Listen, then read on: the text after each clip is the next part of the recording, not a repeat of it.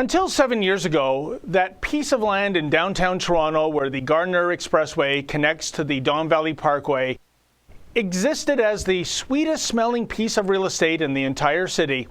You see, the structure on this land was a soap making factory, a building dating back to 1890. Now, when you drove or walked or cycled past this edifice, the surrounding air smelled like fresh summer linen. Not anymore, though. You see, in 2008, the 160 workers employed at this factory went on a prolonged strike after the factory underwent an ownership change. The workers were upset that their pensions and seniority were going to be altered, so they walked off the job for an astonishing 14 months. One media report at the time noted that these workers were being paid a very reasonable $26 an hour, and what they were asking for was essentially equivalent to an extra 50 cents an hour. Yikes. Alas, in 2009, the company that owned the soap factory declared bankruptcy. The strike was over, and those 160 full-time jobs were eradicated too. What the union failed to realize is that the world had drastically changed since the days when the factory first began churning out bars of soap when Sir John A. Macdonald was Prime Minister. We live in a global economy now, and if the rank and file in Toronto didn't want to make soap for $26 an hour, well, there are plenty of workers the world over who would. Indeed, it wasn't as if withdrawing their labor meant Toronto was deprived of soap during those 14 months. This company didn't have a monopoly on soap after all, so the average consumer probably didn't even realize there was a strike to begin with. I was thinking of Toronto's now defunct soap factory the other day in regard to the ongoing nonsense at Canada Post as the Canadian Union of Postal Workers ponders strike action. For it seems that CUPW also doesn't realize that the world has drastically changed in recent decades. This union doesn't seem to get that it no longer has anywhere near the leverage it used to enjoy over Canadians. Heck, back in the 70s and 80s, the postal union would routinely take the country hostage on a semi-regular basis. And typically it would prevail in terms of achieving higher salaries as well as more lucrative benefits and pensions.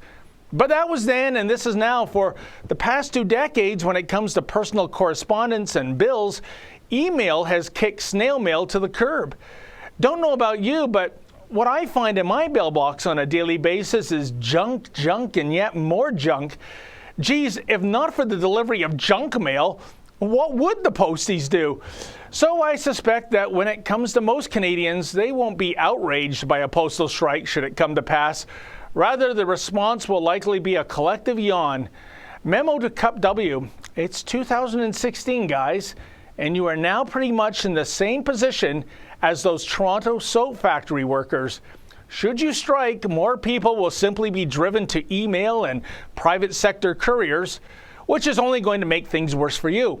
Still, the question arises, how can the post office remain viable and relevant today? Well, for that answer, I deferred to that philosopher king, Jerry Seinfeld.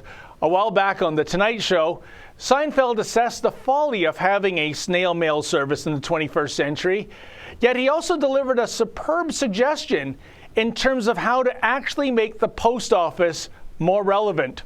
Check it out. I love how the postal system has this financial, emotional meltdown every 3 to 5 years that their business model from 1630 isn't working anymore.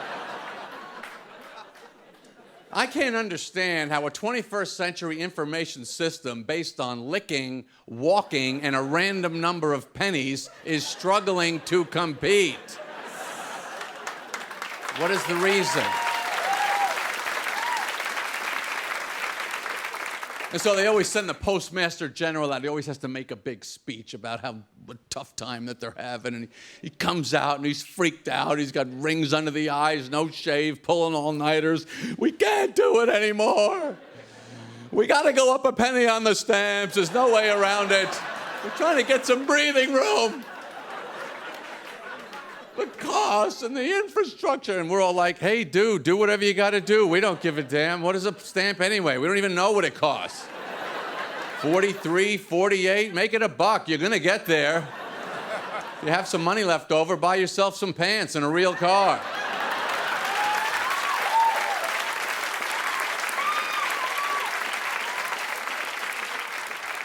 If I could talk to the post office, if I could say to them, if you really want to be helpful to us, just open the letters, read them, and email us what it says. Brilliant. I think I'll print off a manuscript of Jerry's monologue and mail it to the union leadership at the Canadian Union of Postal Workers. Hopefully they'll get it in a week or two. For TheRebel.media, I'm David the Menzoid Menzies.